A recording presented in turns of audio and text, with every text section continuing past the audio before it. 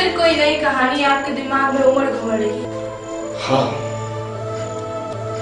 जानती हो सूची, नवजात प्रसव और नई कहानी को क्रमबद्ध करने की मुझे एक सी होती है। आपकी कहानी की सारांश स्वरूप बनी पेंटिंग कुछ अजीब लग रही है। कोई अजीब प्राणी की कहानी लिख रहे हैं क्या? नहीं, कहानी कोई अजीब प्राणी की नहीं है। दरअसल ये 5 पेट वाला आदमी मेरी कहानी का केंद्रीय पात्र है। तब तो कहानी दिलचस्प होगी। ऐसा कीजिए ना, आप कहानी लिखते भी जाइए और मुझे सुनाते भी जाइए। सूची, मुझे तो रात जगा करने की आदत है। अब मेरी इन कहानियों के चक्कर में तुम अपनी नींद क्यों खराब करोगी? अभी समय क्या हो रहा है? महज 11 तो बजे हैं। अरे वाह, देखो ना, ऐसा संयोग है, अभी रात्रि के 11 बज रहे हैं और मेरी कहानी की शुरुआत भी रात्रि 11 बजे से ही होती है।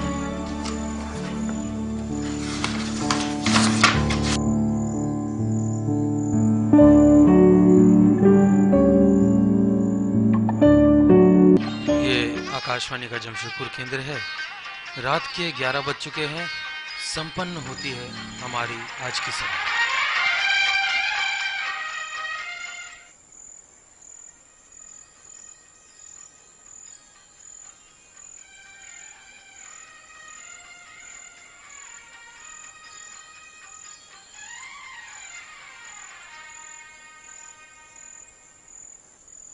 तुम्हें कोई चिंता फिकर भी है या नहीं?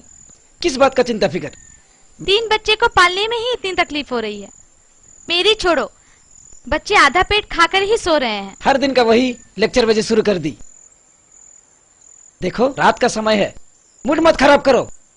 तुम्हारे मूड के चक्कर में ही तो हर 15 से 16 मास में एक बच्चे को जन्म दे रही हूँ। ये नहीं कि कुछ उपाय करूँ। तो क्या मैं खस्सी हो जाऊं? ये तुम्हारा बंद करा दूं? तुम्हें पता है ना, हमारे समाज में खस्सियों का पूजा नहीं होता। और रीत रिवाज को ताक में रखकर क्या मैं खस्सी हो जाऊं? यही चाहती हो ना तुम?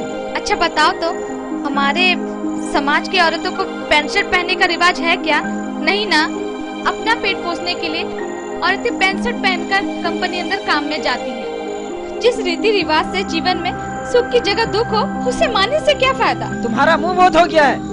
नेताओं जैसे भाषण देने से गई हो तुम। हरामजादी, समझते नहीं हो। अरे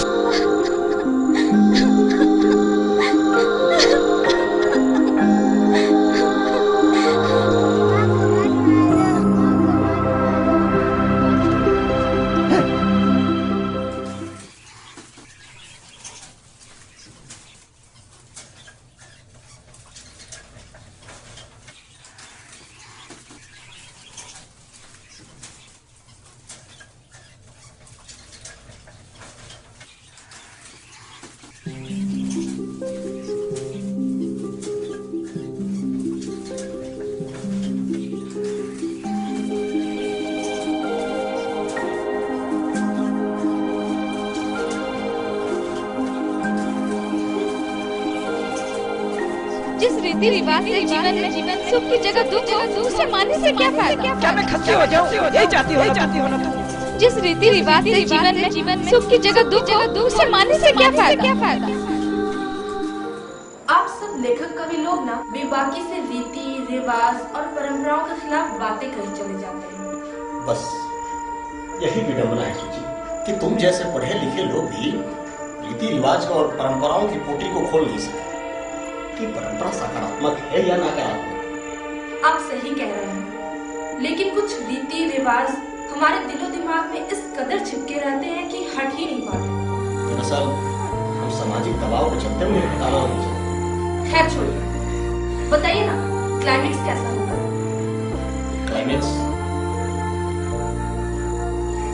क्लाइमेक्स पर ही तो अटके हुए हैं। मैं आपके लिए चाय बना दूं? हो सकता है चाय पीकर आपके दिमाग में बेहतर क्लाइमेक्स आ जाए। अरे वाह, तुमने तो मेरी मुंह की बात छीन। ऐसा करो, तुम फटाफट मेरे लिए चाय बना दो, तब तक मैं कल्पनाओं के सागर में घूमने लगा रहा हूँ।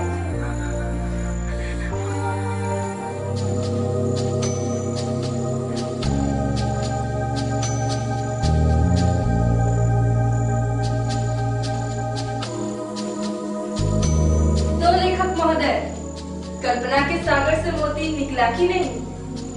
अब तक तो नहीं निकला है,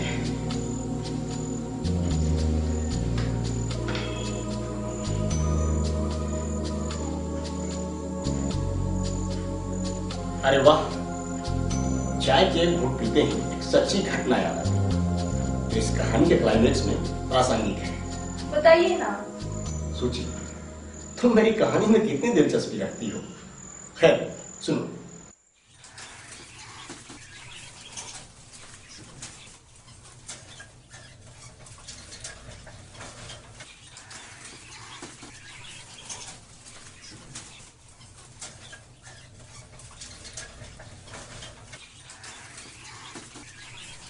बाबू के पिताजी, क्या हुआ? ये लीजिए रुपए। कहाँ से लाई ये रुपए? देखिए लेकिन गुस्सा मत कीजिएगा। अरे ऐसी कौन सी बात है जिसमें मैं गुस्सा भी हो सकता हूँ? खैर, मैं भी कुछ बताना चाहता हूँ। तो आप ही पहले बताइए ना। लेकिन किसी को बोलना मत। तुम्हें बताओ क्या बात है? मैंने वो बंध्याकरण करा लिया तो उसी से ये पैसे मिले। है?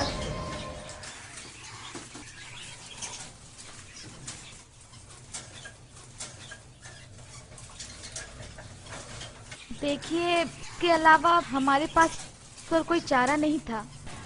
तुम्हें पता है मैंने भी नसबंदी करा लिया। क्या? हाँ।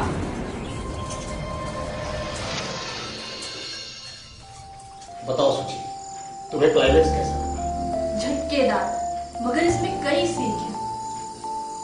कहानी हो गई पूरी, अब शायद सुकून की नींद आए।